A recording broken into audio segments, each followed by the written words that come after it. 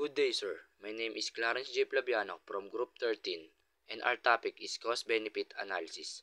My part is Step 3. Assign a monetary value to the benefits. In comparison, Step 2 is easier than this one.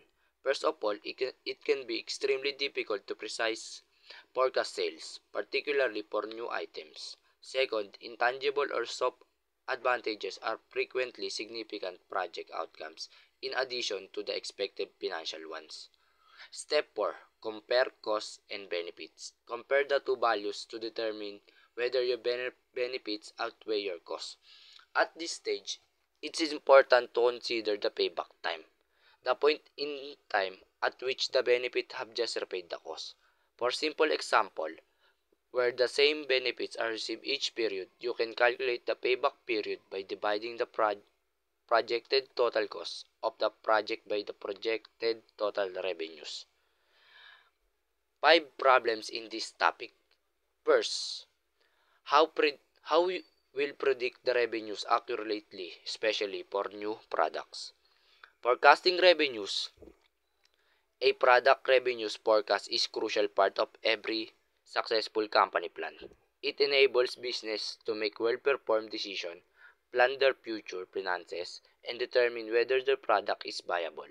However, revenue forecasting is a difficult undertaking that necessitates a thorough grasp of product, the industry, and the competitors. This section aims to give a thorough overview of revenue projection for the new goods, understanding your market, measuring demand, determining prices, creating revenues prediction, performing sensitivity analysis, and putting revenue projection into action and tracking them are all topics we will discuss.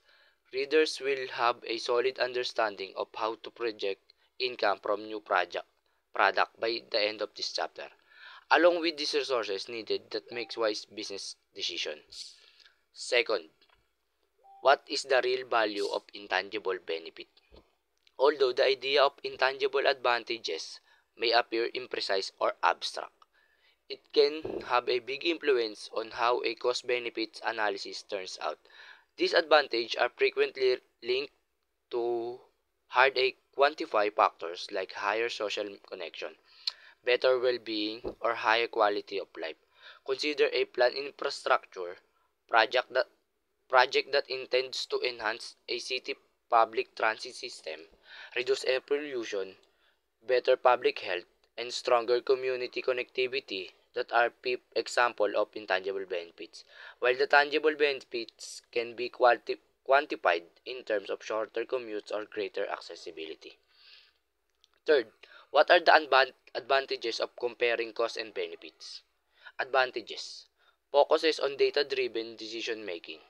Cost-benefit analysis often focuses on facts of data that help companies and business make decisions or more easily and free them for personal biases or preferences. Discover hidden costs. Analyzing the total cost that project will create can help companies discover any hidden costs or expenses they might known about previously. Make some decision easier. Though some decision made with cost-benefit analysis might need more careful some consideration, the process often simplifies a lot of decision for companies and businesses because they can clearly see the correlation between the expenses and project result. Provide a competitive advantage. Cost-benefit analysis can help companies develop an advantage over competing businesses because it can help them quickly create innovative ideas and determine how they can stay relevant in the current market. 4. How does the payback time is important in this topic? The payback period in this time it takes for an investment to generate enough cash flow to cover its initial cost. The payback period is important because it is quick and easy way to compare different investment opportunities.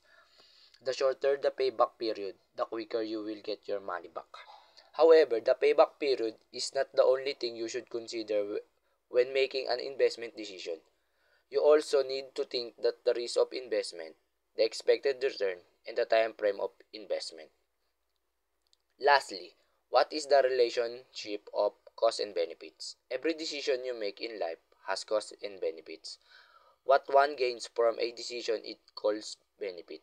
What is lost or given up once a choice is made up a called cost.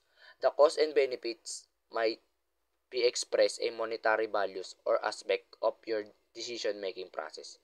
In order to make a greater selection for their requirements, people weigh the costs and benefits of several options. That's it, sir. Thank you.